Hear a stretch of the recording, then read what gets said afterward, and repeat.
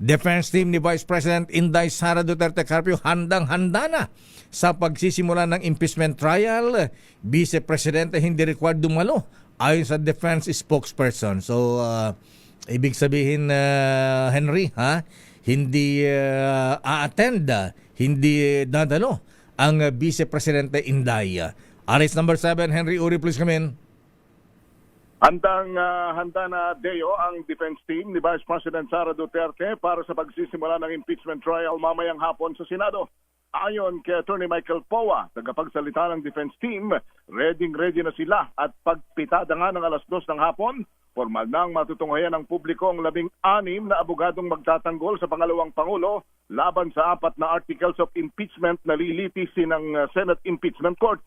Batay sa pinal na listahan ng mga abogadong tatayo para sa pangalawang Pangulo, ito'y kinabibilangan ni Attorney Sheila Sison, Attorney Gregorio Narbasa II, Attorney Philip Sigfrid Fortun, Attorney Michael Poa, kasama ang mga abogadong sina Attorney Christine Ferrer, Carlo Joaquin Narbasa, Justin Nicole Goliar, David Ronel Golia VII, Lyndon Miguel Bacuel, Carol Grace Oroseo, Clarlane Radok, Francisca Marie Flores, Attorney Miguel Carlos Fernandez, Attorney Mark Binluan, Attorney Ralph Budota at Attorney Roberto Batong Bakal.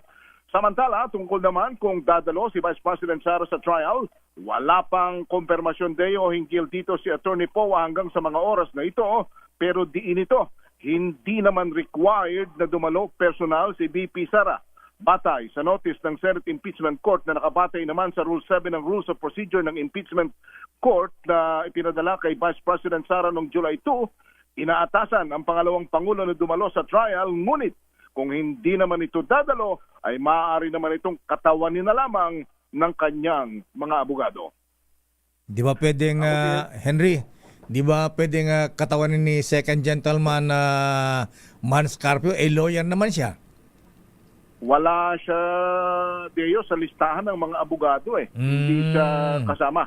Oo. Ang maaaring kumatawan lamang sa kanya ay itong 16 na abogadong magtatanggol sa kanya. Ang dami, 16 lawyers ang nasa defense panel? Oo, Deo. Ang lead counsel dito ay itong si Attorney Sheila Sison, isang babae ito, at ang mga litigants dito ay itong si Attorney Gregorio Narbasa II at Attorney Sigfrid Fortun, at kasama nga yung iba pang mga abogado na nasa linya, nasa hanay ng kanyang defense panel. Narinig natin ang mga Narbasa, Henry, pero itong si Attorney Sheila Sison, parang di ba neophyte ito? Batikan na rin ba ito? Ba't hindi si Attorney Sigfrid Fortun? Ito ang veterano sa impeachment trial, saka batikang abogado na ito, di kampanilya ito Ang nakalagay dito, kung di ko nagkakamali, itong si Attorney Sheila Sison naman, Deo, ay may 12 taonang karanasan din sa mga paglilitis. Pero itong mga abogado na si Attorney Gregorio Narbasa at Attorney Fortun ay mga Batikano na rin ito dahil itong si Attorney Gregorio Narbasa II, anak nga ito ng dating Supreme Court Chief Justice na naging abogado naman noong dating President Joseph Estrada impeachment trial, at itong si Attorney Fortun ay ganun din. So, dalawang batikang abogado at yung iba naman ay mahahaba na rin ang karanasan sa pagtindig sa Korte, Deo.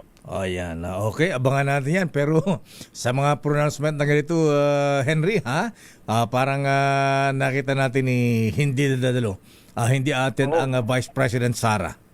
Kasi nga mayroong binabanggit dito sa notice na ipinadala sa Vice President na inaatasan siyang dumalo ng personal, pero kung hindi naman dito daw makakadalo, ay maaari itong katawanin na lamang ng kanyang mga abogado. Okay nga, Rod. Maraming salamat, Henry.